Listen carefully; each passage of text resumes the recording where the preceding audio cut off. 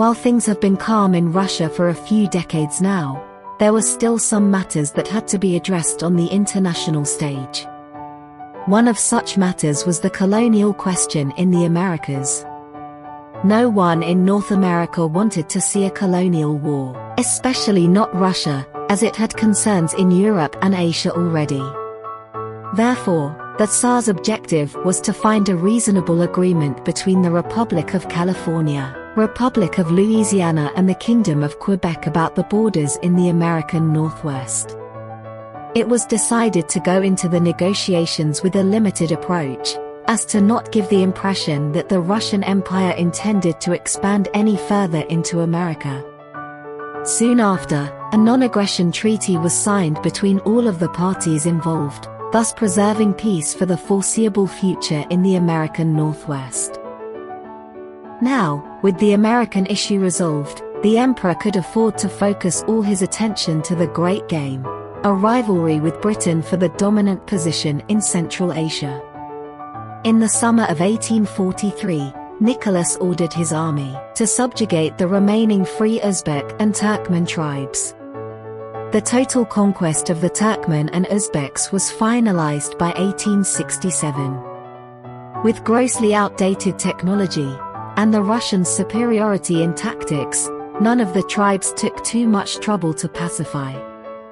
Meanwhile, in the early days of November of 1845, Michigan continued its reconquest of once lost territories, which took only a few months. All observers knew that Michigan is preparing for war against Quebec at some point in the future. In Europe, Russia was busy participating in what became known as the Concert of Europe, aiming to preserve the delicate balance of power which was established in the aftermath of the Napoleonic Wars. However, despite the hard-won peace, it did not bring that to France. As not too long after that, in 1830, the Orleans branch of the restored Bourbon dynasty took power in France after the overthrow of the wannabe autocratic King Charles X. But at the time, it seemed that the French people will be content with this new constitutional monarchy, which was quickly nicknamed the July Monarchy. The year 1848 was one of huge earth-shattering events for European politics. The year opened up with news of Spanish garrisons leaving Austria. Many predictions of Spanish exit from all of Italy were soon vindicated when news of Spanish troops leaving northern and later southern Italy reached the outside world. However, no one could predict the outbreak of mass violence against Spanish troops in Naples, Sardinia, and Sicily.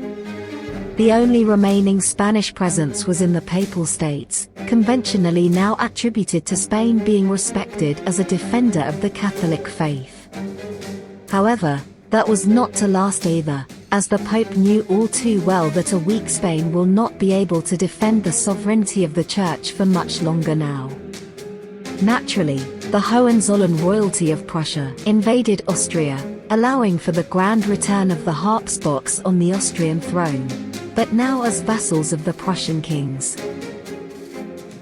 In August of that year, Hungary revolted against Ottoman rule. Scrambling to gather troops to try put down the Hungarian Revolution, the Ottomans left Greece undefended, allowing for a second Greek revolt, which was successful this time.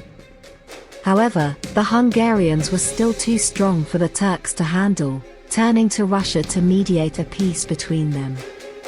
By that point, the Hungarian Revolution was raging for a while now. For Russia, this presented a great opportunity to further weaken the Ottomans. The Turkish side agreed to renounce all claims on Hungarian lands. The Kingdom of Denmark-Norway was a very much irrelevant player on the international stage. But in 1848, the Norwegian lands of this little kingdom rebelled, establishing a new kingdom. Taking the chance, Great Britain had occupied the Faroe Islands. A few years later, to avoid being preyed upon by stronger countries, Denmark allowed itself to go under British protection, despite the occupation of the Faroe Islands. 1848 did not spare Germany from chaos either, with liberal uprisings breaking out all over Prussia's little city-state vassals.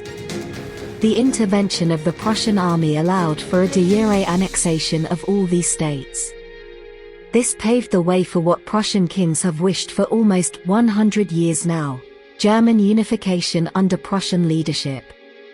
And so, on the 29th of September of 1851, with all opposition dealt with, Germany was unified. The July monarchy did not survive in France either, as it once again became a republic. It was because of this sudden return to republicanism that few had expected for Charles Louis Napoleon Bonaparte to ever be elected president, let alone lead a coup resulting in the restoration of the Bonaparte dynasty and of the French Empire. Seeking protection after being abandoned by the British, the Dutch agreed to be under the protection of France, in exchange for handing over the francophone region of Wallonia. This land exchange made it obvious to the other powers that Napoleon III's ambitions won't end at just Wallonia. Also in 1848, a peculiar piece of writing was published by two German thinkers, the Communist Manifesto, by a certain Karl Marx and Friedrich Engels. Due to the strict censorship in Prussia, he had to leave for a more liberal country to publish it. And so they chose to settle in Britain. Later, in 1867, he will publish Das Kapital. His works would inspire two new ideologies, socialism and communism. Other leftist ideologies would arise, like syndicalism too. Many communist and socialist groups would form all over Europe, but in France, Germany and Russia they would be banned for being subversive elements, seeking to overthrow the entire system.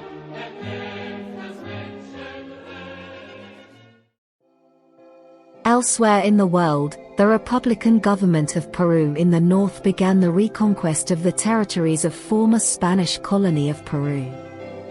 In India, the British were waging occasional colonial wars. In 1851, the Taiping Rebellion sparked in China against what remained of the Qing. This rebellion was extremely successful. That same year, the Russian army marched on Baku.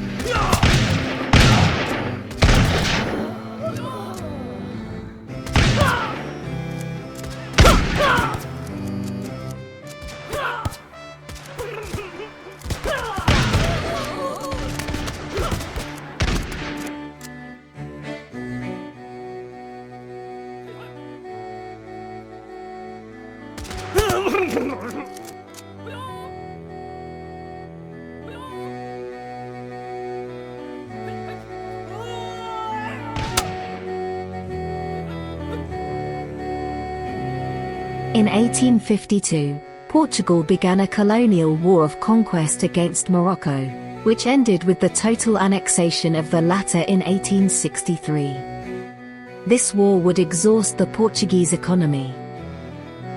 In 1850, another Russo-Turkish war happened, ending up with minor annexations by Russia.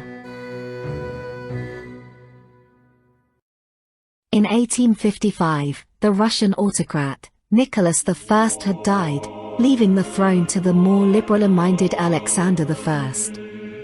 Under his reign, liberal reforms would begin to manifest, as well as a beginning of an early industrialization and railroad construction all over the European portion of the empire.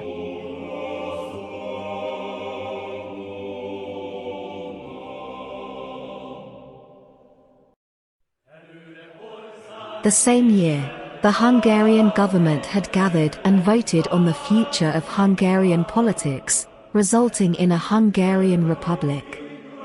Just a few years later, in 1857, The Hungarian parliament voted on declaring war on Slovakia, with the war ending with total Hungarian victory in 1858. Also in 1857, the King of Savoy declared that his state will be the one to unify all of Italy in a new Italian confederation. However, no other Italian state wished to give up sovereignty to the House of Savoy. However, the Bourbon rulers of Milan started getting the same idea after the defeat of Savoy in 1858. They decided that it will be up to Milan to achieve Risorgimento, leading to a series of what became known as Wars of Italian Unification.